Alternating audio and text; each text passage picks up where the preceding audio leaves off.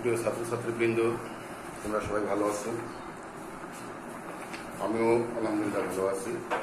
আজকে তোমাদের অনলাইনে ক্লাসের পরিবর্তে আমি আগে ক্লাসটাকে রেকর্ড করে তারপর তোমাদের প্রচার করব।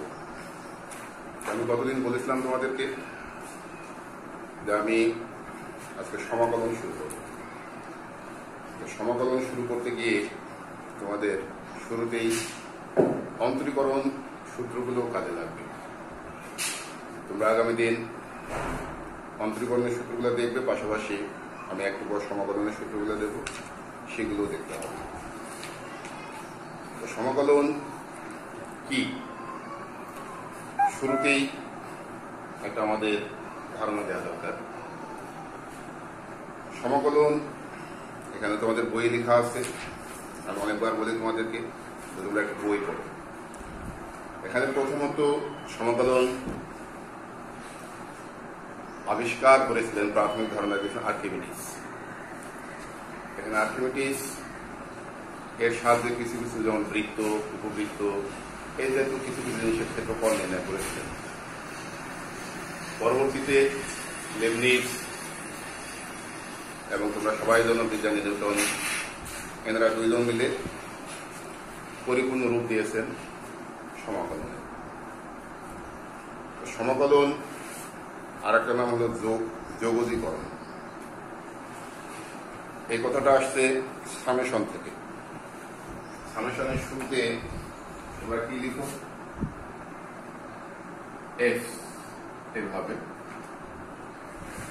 সামেশন।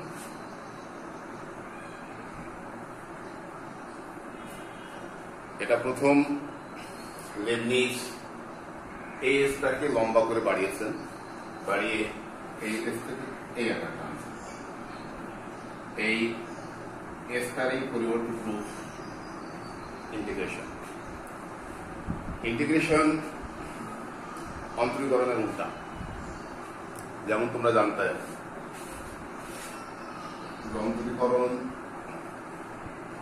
ডেরিভেটিভ এক্স স্কয়ার, তার মান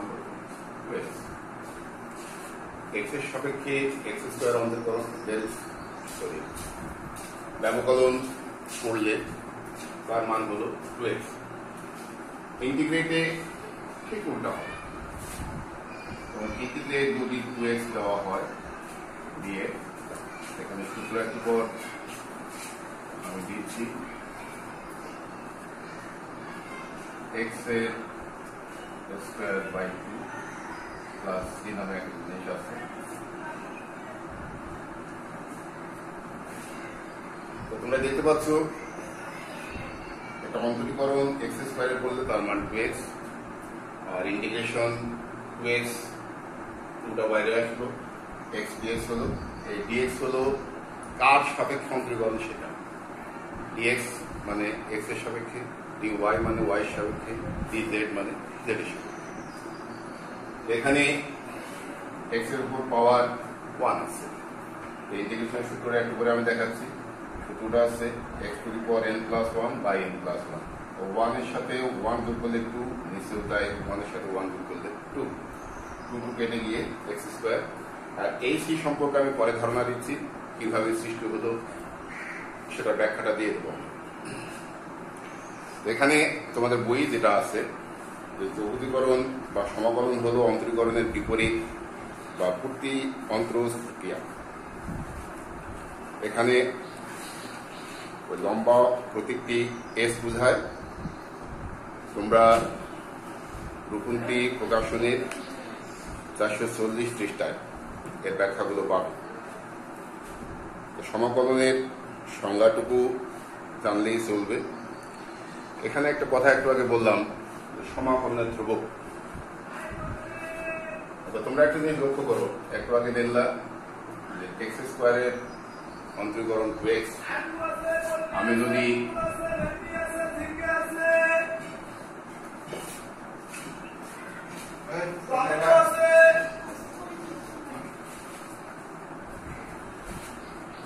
ডেরিভেটিভ এক্স স্কয়ার প্লাস 2 আমরা যদি নেই, তখন কি হবে? এক্স স্কয়ারের ডেরিভেটিভ আর 2 এর মান 0। কথা, কখনো হচ্ছে ওয়েটস।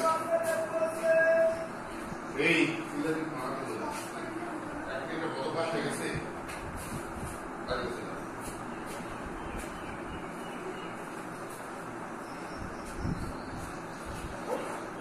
যাই হোক, এখানে দেখো এক্স স্কোয়ার প্লাস 2 হলে আমি বললাম যেটা এক্স স্কোয়ার মান 2x, 2 এর মান 0, তখন হচ্ছে 2x।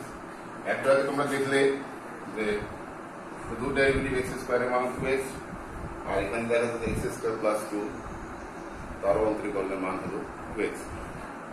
এখন আমি যদি বলি এর ইন্টিগ্রেশন করলে এটা পাওয়া যাচ্ছে, এর ইন্টিগ্রেশন করলে কি এটা পাওয়া যাবে? সে কারণে মানগুলোতে যেমন 2, এখানে 2 এই মুহূর্তে সি এর মান, আগে শুধু এক্স স্কোয়ার ছিল, এখানে এক্স স্কোয়ার প্লাস 2, এইভাবে যদি এক্স স্কোয়ার প্লাস 3 থাকে তখন সি এর মান হবে 3। যাই হোক, সিটা তোমরা যে সূত্রটা ব্যবহার করো, সির মানটা কখনো 0 হবে, আর সি এর মান যে কোনো ইচ্ছার মূলক ধ্রুবক হবে। সির মান 0 হলে সেই অধ্যায়টার নাম হলো নির্দিষ্ট যোগক বা ডিফিনিট ইন্টিগ্রাল, আর যদি সি এর মান আদার্স কিছু হয়, প্লাস মাইনাস যাহাই হোক না কেন, সেক্ষেত্রে হল অনির্দিষ্ট যোজক, কোথায় ইনফাইনাইট ইন্টিগ্রেশন। এখন তোমাদের প্রথম অধ্যায়টা এখানে ইনফাইনাইট ইন্টিগ্রেশন নিয়ে ব্যাখ্যা আছে, এবং এই সূত্রগুলো পাশে দেওয়া আছে 441 পৃষ্ঠায়। আমি দেখে দিচ্ছি বই সবাই। এই পাশে আছে অন্তরীকরণের সূত্র, আর এই পাশে আছে ইন্টিগ্রেশনের সূত্র। অপোজিট আছে, তোমাদের দেখার সুবিধার্থে দেখতে পারো। যেমন এখানে বলা আছে derivative x to the power n, যার মান হলো n(x(n-1), আর integrate x to the power n, তার মান হলো x to the power n+1 বা n+1 প্লাস কনস্ট্যান্ট তো থাকবেই, যেখানে n একটা পূর্ণ সংখ্যা, 0 হতে পারে। এইভাবে যেমন দেওয়া আছে ডেরিভেটিভ ex সমান ex, আর ইন্টিগ্রেট ex সমান ex প্লাস c। সি একটু আগেই বললাম, সি হলো সমাকলনের ধ্রুবক। সির মান কখনো বা প্লাস হয়, কখনো বা মাইনাস হয়, যখন যে অবস্থায় সে অনুসারে তার মান চলে আসবে। সূত্রগুলো তোমরা দেখে নেবে। আমি এই অধ্যায়ের অঙ্ক চলে গেলাম। অঙ্ক করতে গিয়ে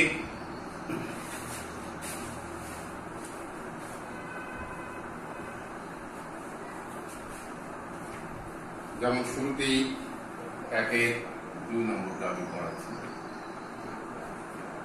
এখানে আছে কত? 5x to the power 7 dx, 5x to the power 7 dx। তো এখানে আমরা বলতে পারো 5 থেকে, আমি সূত্রের শুরুতে বলিনি। 5টা হলো কনস্ট্যান্ট, যেটা কারোর সাথে গুণ থাকলে সামনে যাবে, আর যোগ থাকলে সেটা আলাদা আলাদা হয়ে যাবে। যেমন যদি আমি এখানে লিখি 5টা বাইরে দিলাম x to the power 7 dx। এখন এই সূত্রটা পড়ে যাবে যেটা একটু আগে বললাম, e to the power x, sorry x to the power n, x to the power 7 plus 1 by 7 plus 1। এই দেখো এখানে আছে x to the power 7, এই মুহূর্তে n এর মান 7, এবং তাই হলো 7 plus 1 by 7 plus 1, আর প্লাস c আগেই বলেছি সমাকলনের ধ্রুবক। এখানে ক্যালকুলেশন করলে কি হবে? 5/8 x to the power 8 plus c। এই অঙ্কগুলো তুলনামূলক অনেক ছোট, সে কারণেই বুঝতে সুবিধা হয়, শুধুমাত্র সূত্রগুলো মুখস্থ করতে হবে। এই নেমের 1-এর 5 নম্বরটা করতেছি আমি। এটাও একটা ছোট্ট সূত্র আমি শেখাবো, পাশাপাশি সূত্রগুলো অঙ্কের পাশাপাশি আমি একটু দেখিয়ে দেবো।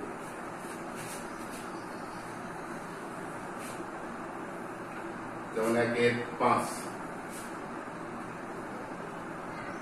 তোমাদের dx/9। আগে বলেছি dx হলো x এর সাপেক্ষে integration, integration with respect to x। এই মুহূর্তে এখানে দেখো 1/9 কনস্ট্যান্ট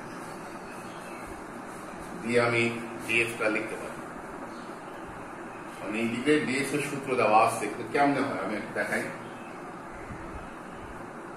আমি যদি দিই x to the power 0 dx, তোমরা জানো এনিথিং টু দি পাওয়ার 0, কথা এক্স টু দি পাওয়ার 0 এখানে তার মান হলো 1।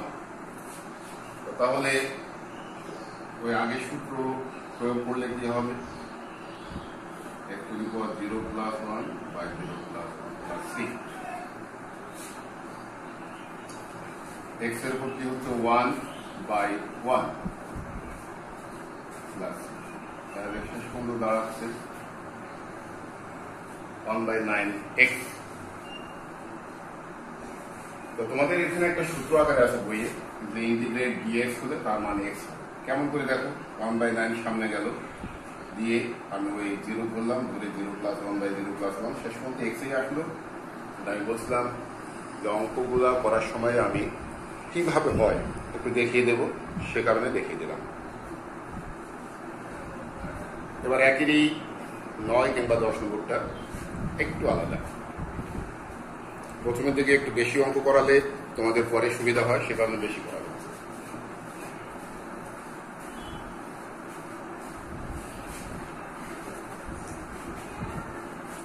একে 10 নম্বর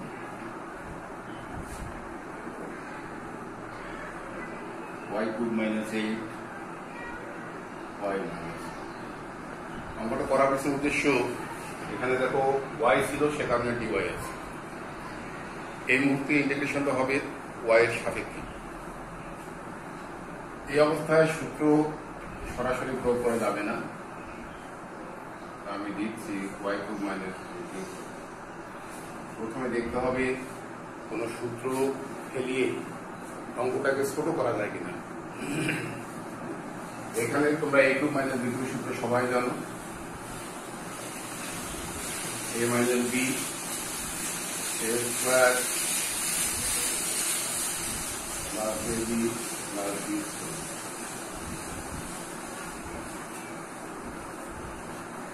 তাহলে দেখো কাটাকাটি করার দরকার নেই, আমরা এখানে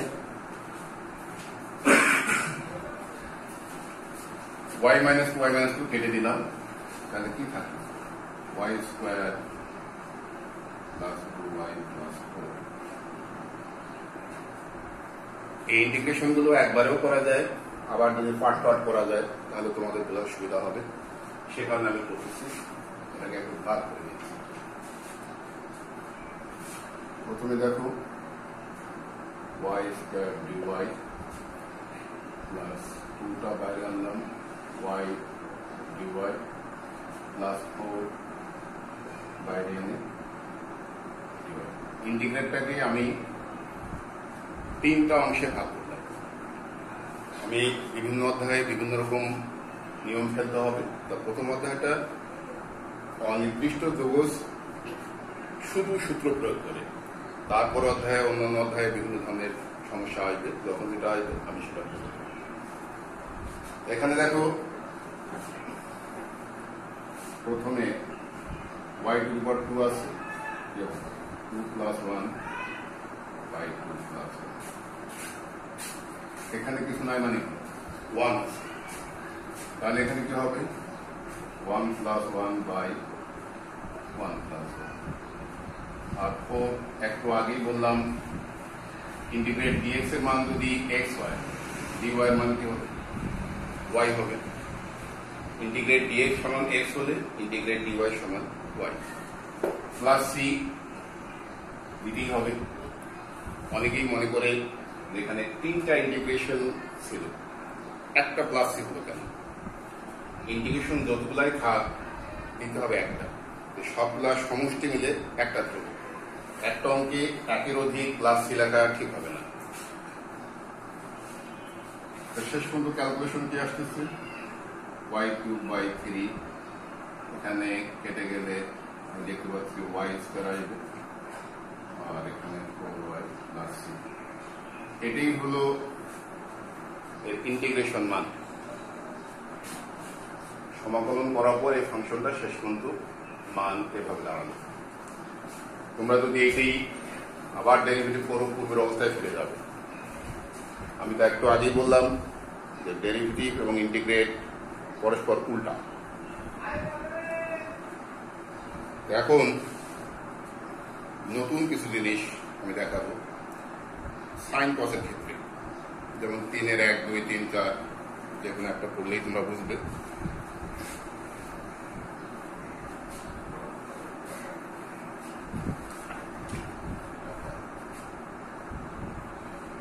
তিনের 1 দিলাম,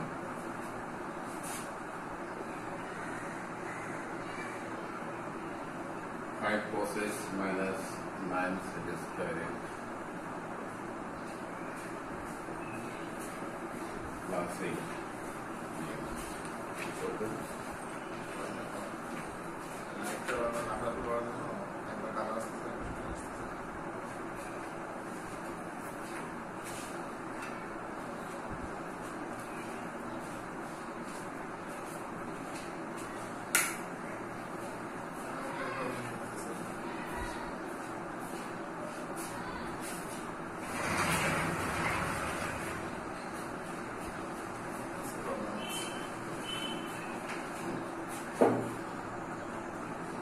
আসতেছে উপরের দিকের অংশটা দেখা যায়।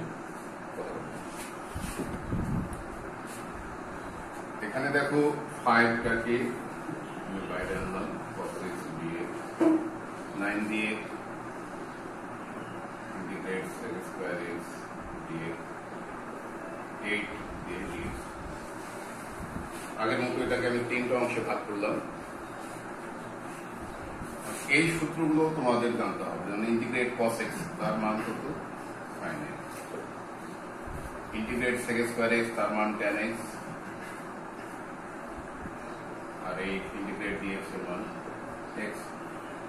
খেয়াল রাখার সহজ বুদ্ধি, যেমন ছিল ডেরিভেটিভ tan x তার মান কি ছিল sec স্কয়ার x, এখানে ইন্টিগ্রেট sec স্কয়ার x মানে tan x। তারপর ছিল ডেরিভেটিভ sin x এর মান cos x, সে কারণে এখানে ইন্টিগ্রেট cos x এর মান sin x। আগের সূত্রের ঠিক উল্টা, এবং এই অঙ্ক এখানে শেষ। এবার একটা নতুন জিনিস শেখাবো তোমাদের। ত্রিকোণমিতির শিখন ফলগুলো আজকে আমি লিখতে পারিনি। প্রথমে সাধারণ সূত্র প্রয়োগ করে আমি সমাকলন করলাম, এবার ত্রিকোণমিতিক সূত্র প্রয়োগ করে তারপর আমি কাজগুলো করবো বা ইন্টিগ্রেশন করবো। ঠিক করে দেবো,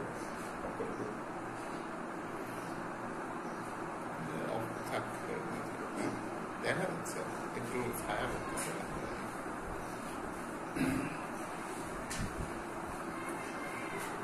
এই সূত্রগুলো তোমরা জানো, এগুলো ত্রিকোণমিতিক ছিল। যেমন 1 প্লাস cos 2 তার মান কত 2 cos স্কয়ার, 1 মাইনাস cos 2 এর মান 2 sin স্কয়ার। এই সূত্রগুলো এখানে লাগবে, কখনো বা বাম থেকে ডানে, কখনো বা ডান থেকে বামে।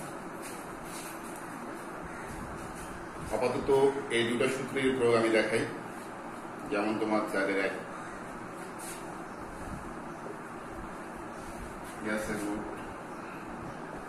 √1 মাইনাস cos 2x। এই সূত্রটা ছিল 1 মাইনাস cos 2 সমান 2 sin স্কয়ার। এখানে x থাকলে কি হবে 2 sin স্কয়ার। দেখো এই সূত্রটা আমি প্রয়োগ করলাম।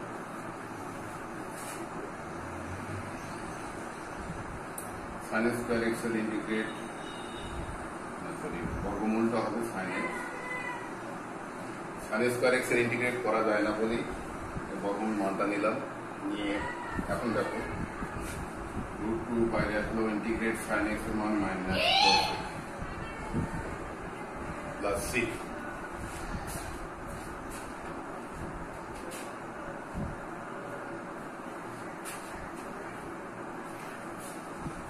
এখানে ইন্টিগ্রেট sin x এর মান মাইনাস cos x, যে কারণে সেটা হলো, এবং সূত্রটা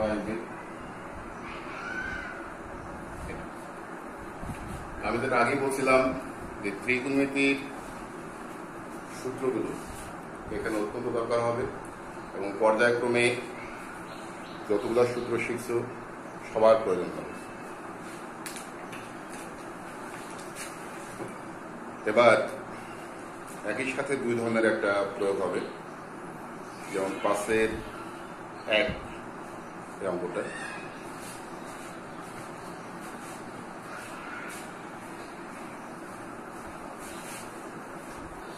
অঙ্কটা কি আছে? Integrate 1 minus cos 2x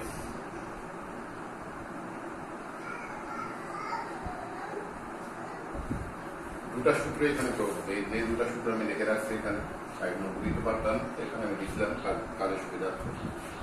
1 minus cos 2x মানে হলো 2 sin square, আর নিচেরটা হলো 2 cos square dx। তাহলে দুটা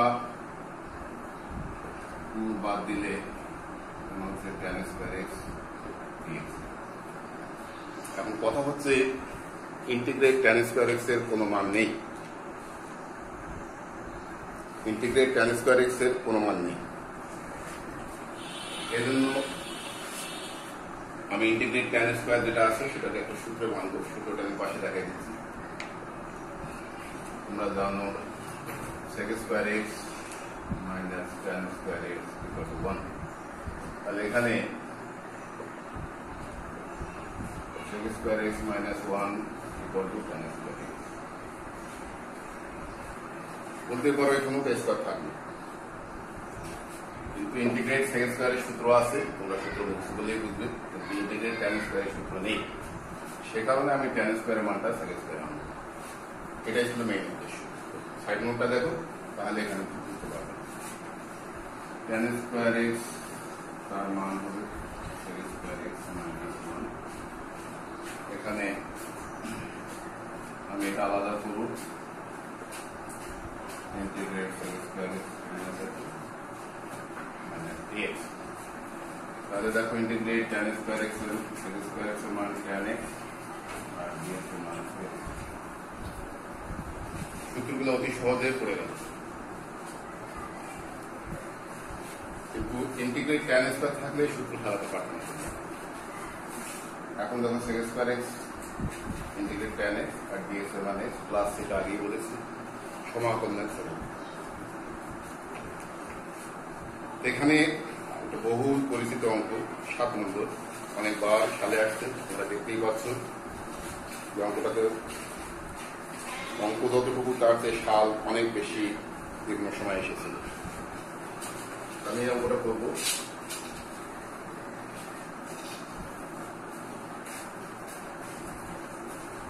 সাত নম্বরটা হবে কি integrate sec square x into cos square x।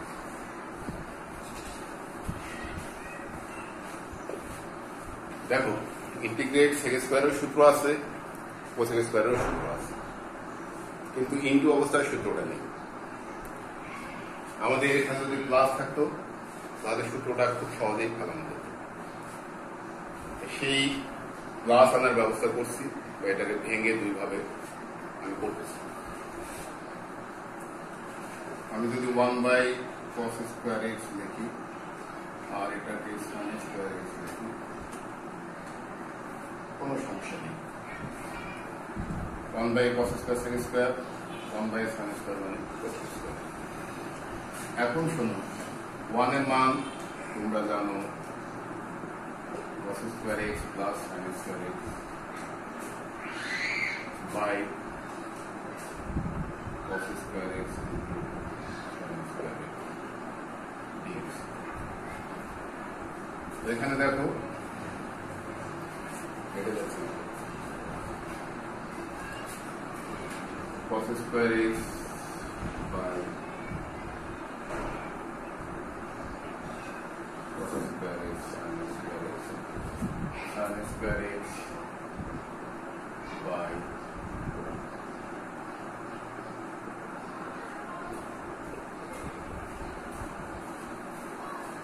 আমি জিনিসটাকে দুই ভাগে ভাগ করলাম, এত বাই এত, এত বাই এত, মাঝখানে প্লাস দিয়ে দিলাম।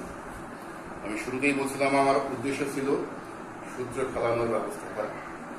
দেখো এটা গেলে এখানে 1/sin² প্লাস এখানে 1/,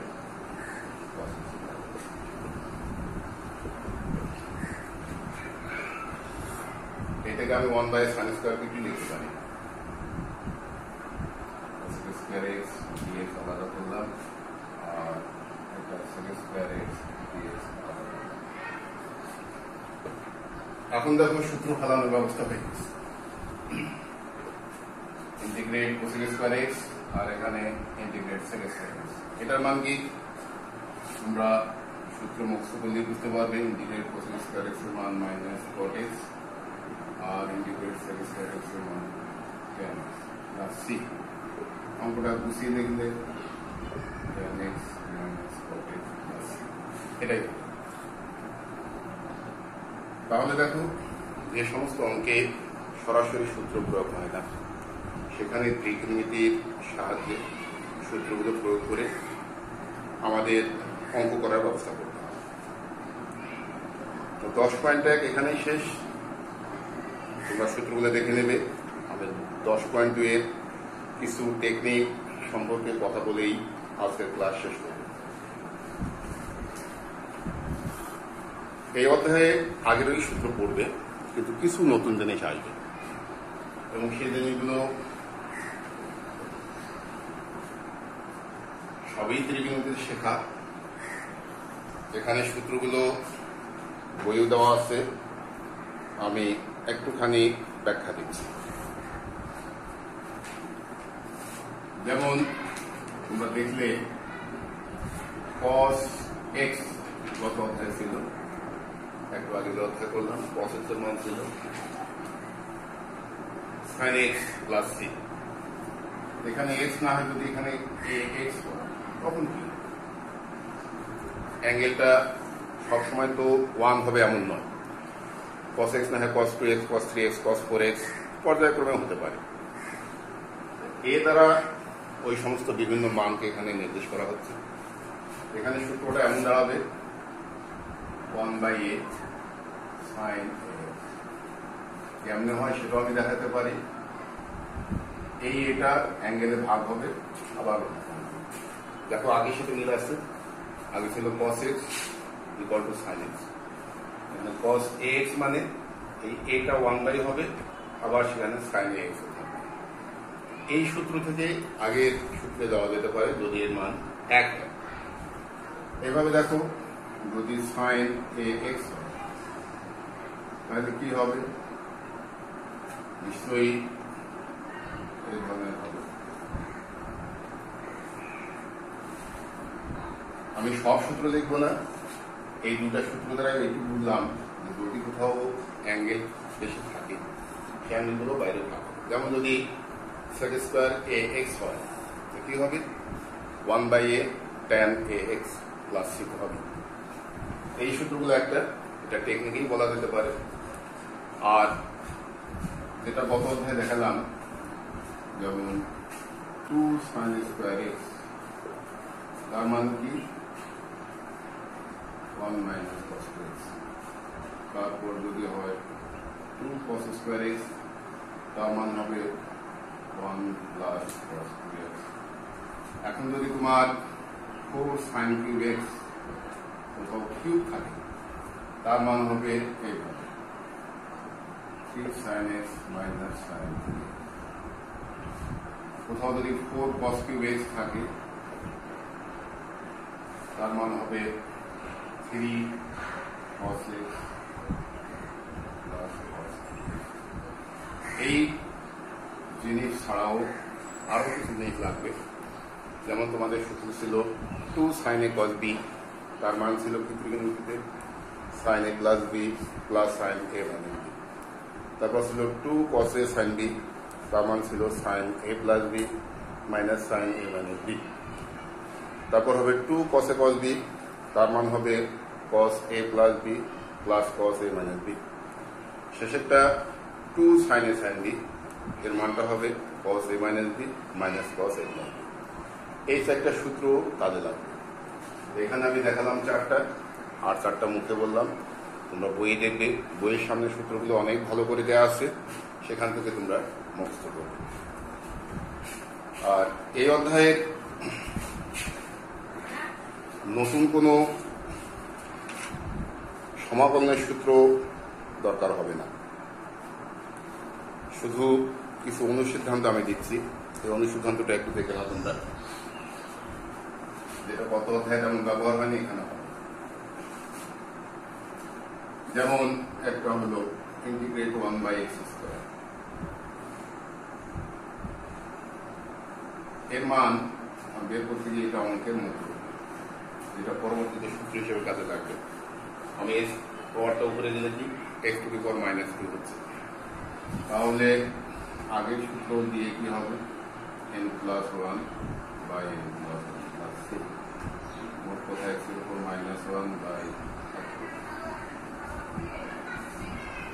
এই সূত্রটা এখানে 1/x² মানে আগের অধ্যায় তেমন লাগেনি, পরের অধ্যায় লাগবে, তার পরবর্তী অধ্যায়গুলো আরো বেশি লাগবে। ইন্টিগ্রেট 1/x² মানে -1/x+c। যেমন কখনো থাকতে পারে ইন্টিগ্রেট √x, তখন কি হবে, ইন্টিগ্রেট √x করতে গিয়ে আমি এখানে x এর উপর হাফ চিন্তা করতে হবে। তাহলে কি হবে, ½ + 1/½ + 1 + c।